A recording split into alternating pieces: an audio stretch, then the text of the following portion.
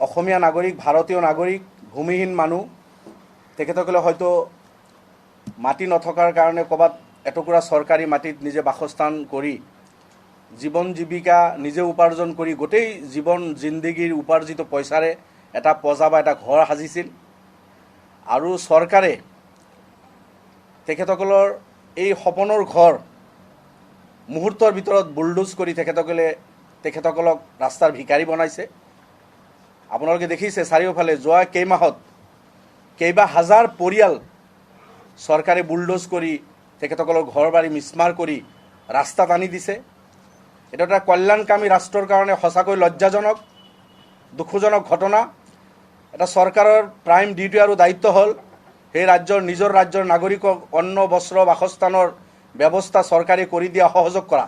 কিন্তু দুৰ্ভাগ্য আমাৰ ৰাজ্যত যে চৰকাৰে কৰি দিয়া নাই ঘৰ বাৰী, মানুহে নিজে কষ্ট কৰি নিজে উপাৰ্জিত পইচা দি ঘৰ এটা বনাইছে। মাটি নাই, ভূমি নাই। চৰকাৰৰ দায়িত্ব আছিল যে জৰীপ কৰি এইসকলক ভূমি আবণ্টন দি তেখেতসকলক জীয়াই থকাৰ অধিকাৰ দিব লাগিছিল, সেইখিনিও কৰা নাই। তেখেতসকলে নিজেই বিচাৰি উলিয়াই ক'ৰবাত এটুকুৰা মাটিত ঘৰ বাৰী সাজি ল'ৰা ছোৱালীক শিক্ষা দীক্ষা দি আছে, নিজে পৰিশ্ৰম কষ্ট কৰি তেখেতসকলে চলি আছে। তেনেস্থলত চৰকাৰে সহায় নকৰি সহযোগ নকৰি নিজৰ দায়িত্ব পালন নকৰি এই অসমীয়া নাগৰিক, ভাৰতীয় নাগৰিক, অসমীয়া এইসকলক ৰাতাৰাতিৰ ভিতৰত ৰাস্তাৰ ভিকাৰী বনাই তেখেতসকলৰ ঘৰ বাৰী উচ্ছেদ কৰিছে। আৰু আপোনালোকে দেখিছে যোৱা কেইদিনৰ পৰা ধাৰাবাহিকভাৱে চৰকাৰৰ যিটো অত্যাচাৰ, ইয়াৰ সীমা আৰু অতিক্ৰম কৰি অত্যাচাৰ বাঢ়িয়ে গৈ আছে দিনক দিনে।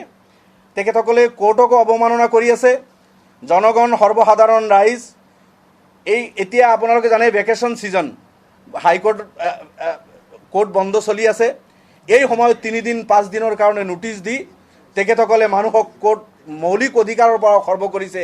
মানুহে যে আইনৰ আশ্ৰয় ল'ব, আইনৰ সহায় ল'ব, সেই সুযোগ কোনো যাতে নাপায় তেনেকুৱা ধৰণৰ পৰিস্থিতি কৰি চৰকাৰে এই ঘটনাবিলাক ঘটাই আছে। ইয়াৰ মাজতেও ভেকেশ্যন বেঞ্চত গৈ সৰ্বসাধাৰণ ৰাইজ তেখেতসকলে নিজৰ কথাখিনি কোৰ্টক জনাইছে। যোৱাকালি যিটো উচ্ছেদ কৰিলে তেখেতসকলে গোৱালপাৰা পাইকান আশুডুবি ভিলেজ বিদ্যাপাৰাত যিটো উচ্ছেদ কৰিলে, তাৰে মানুহ গুৱাহাটী হাইকোৰ্টত আহিছে। হাইকোৰ্টত আহি তেখেতসকলে হাইকোৰ্টক জনাইছে, আৰ্জি দিছে যে আমাৰ এই গাঁওখন ৰেভিনিউ ভিলেজ, ফৰেষ্ট লেণ্ড নহয়, ফৰেষ্টে উচ্ছেদ কৰাৰ কাৰণে উঠি পৰি লাগিছে। ফৰেষ্টক অনাৰেবল হাইকোৰ্টে সুধিছে যে তোমালোকৰ হাতত কি দলিল আছে ছাবমিট কৰিব লাগে, কিন্তু ফৰেষ্টে স্পষ্টভাৱে কিন্তু সেইখিনি দিব পৰা নাই যে আশুডুবি ভিলেজটো ফৰেষ্টৰ হয়। কেছটো চলি আছে, কেছ এতিয়াও আৰু শুনানি হ'ব আৰু কোৰ্টে আপোনাৰ যিটো অৰ্ডাৰ যোৱা 11 তাৰিখে দিলে তাত কিন্তু এই কথাটো স্পষ্টভাৱে কৈছে, the forest authorities shall ensure that alternative shelter, adequate food and accommodation are provided to the petitioners until further arrangements for their rehabilitation are made by the respondent authorities. এই কথাখিনি অসম চৰকাৰ বা ফৰেষ্ট ডিপাৰ্টমেণ্টে বুজি পোৱা নাইনে? গুৱাহাটী অনাৰেবল হাইকোৰ্টৰ এইটো order, এই আশুডুবি গাঁৱৰ মানুহখিনি আহি হাইকোৰ্টক জনাইছে যে আমাৰ এই গাঁওখন ফৰেষ্ট লেণ্ড নহয়। আপোনালোকে জানে 1965ৰ ভোটাৰ লিষ্ট, এইটো আশুডুবি গাঁও 1965ৰ ভোটাৰ লিষ্ট, শ মানুহৰ নাম আপুনি চাওক, হাজাৰ মানুহৰ নাম এই গাঁৱত 65ৰ পৰা তেখেতসকলে আছে। অকল 65 নহয়, এইটো 1951ৰ NRC ভিলেজ আশুডুবি। আপোনালোকে জুম কৰি যদি চায়, আশুডুবি ভিলেজ মাটিয়া চাৰ্কুলৰ আণ্ডাৰত 1951ৰ NRCত এইসকল ব্যক্তিৰ নাম, সেইসকল সেই আশুডুবি গাঁৱত বসবাস কৰি আছে। 51ৰ NRC যি গাঁৱৰ আছে, 65ৰ ভোটাৰ লিষ্ট যি গাঁৱৰ আছে, 2024লৈকে এইটো 2024ৰ ভোটাৰ তালিকা। 51ৰ পৰা আৰম্ভ কৰি 65ৰ পৰা আৰম্ভ কৰি টিল টুডে 2024ৰ এই ভোটাৰ লিষ্ট প্ৰকাশ পাইছে। আশুডুবি ভিলেজ, বিদ্যাপাৰা ভিলেজ, পাইকান গাঁও পঞ্চায়তৰ অন্তৰ্গত মাটিয়া চাৰ্কুল, এই গোটেইখিনি বস্তু অসম চৰকাৰে প্ৰভাইড কৰা। এইখিনি মই ঘৰত বনোৱা নহয়। এই চব কিছু থকাৰ পিছতো এই গাঁওখনক কেনেকৈ ক্লেইম কৰিব পাৰে ফৰেষ্ট ডিপাৰ্টমেণ্টে আপোনালোকে জানে।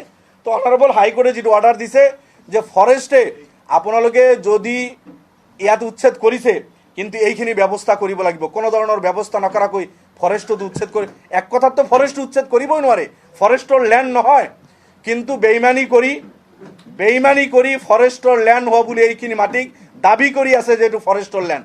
ফৰেষ্টৰ লেণ্ড হ'লে Krishnai rail station connectivity, Assam Meghalaya connectivity, এই ষ্টেট ৰোড কেনেকৈ হ'ল তাতে, ইলেকট্রিফিকেশন হয়েছে, প্রাইমারি স্কুল আছে, অঙ্গনবাদী সেন্টার আছে, জল জীবন মিশন আছে, সাব সেন্টার্স আছে, পকি রাস্তা হয়েছে। আৰু 1950 পৰা এনআৰচি ভোটাৰ লিষ্ট টিল টুডে মানুহে খাজনা দিছে।